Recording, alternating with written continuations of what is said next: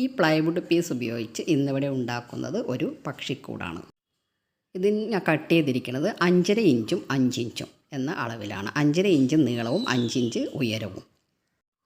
മേൽക്കൂരയും side പീസുകളും എല്ലാം ഒരേ അളവിലാണ് കട്ട് ചെയ്തെടുത്തിരിക്കുന്നത്. അടിയിൽ വെച്ച പീസ് മാത്രം 1 ഇഞ്ച് കൂടുതൽ എടുത്തിട്ടുണ്ട്.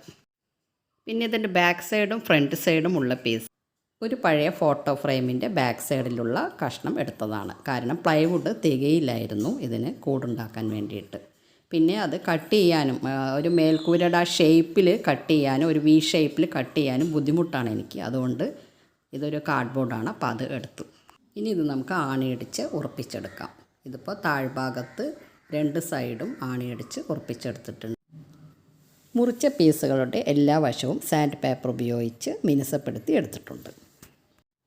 ബാക്ക് ഭാഗത്തെ പീസിൽ നമുക്കിത് ചുമരിൽ തൂക്കിയിടാനുള്ള ഒരു കൊളുത്തും വെച്ചിട്ടുണ്ട്.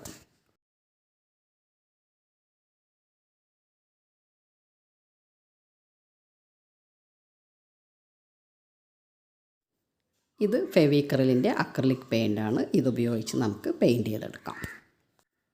2 or 3 കോട്ട് അടിക്കേണ്ടി വരും, എന്നാലേ കളറ് ശരിക്കും കിട്ടുള്ളൂ. ബാക്ക് ഭാഗം ഒഴിച്ച് ബാക്കി എല്ലാ ഭാഗത്തും ഇതുപോലെ പെയിൻറ്റ് ചെയ്തെടുക്കണം. സ്പോഞ്ച് ഉപയോഗിച്ച് ഇങ്ങനെയും നമുക്ക് പെയിൻറ്റ് ചെയ്യാവുന്നതാണ്.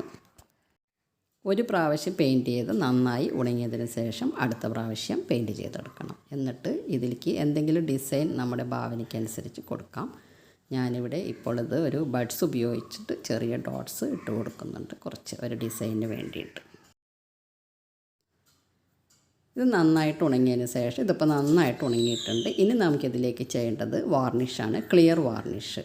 കാരണം അക്രിലിക് പെയിൻ്റ് ആയതുകൊണ്ട് അത് പുറത്ത് വെക്കുന്നതുകൊണ്ട് പെയിൻറ്റ് പോകാനുള്ള സാധ്യതയുണ്ട്. അതിന് വേണ്ടിയിട്ട് ഞാനിവിടെ ഇത് വാർണിഷ് ചെയ്ത് കൊടുക്കുന്നുണ്ട്.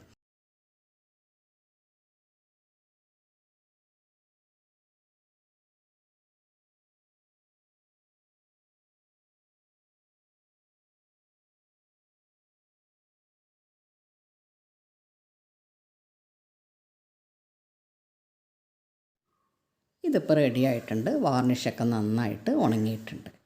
ഇത് ടെറസിൻ്റെ മുകളിലാണ് ഞാൻ വെക്കുന്നത്.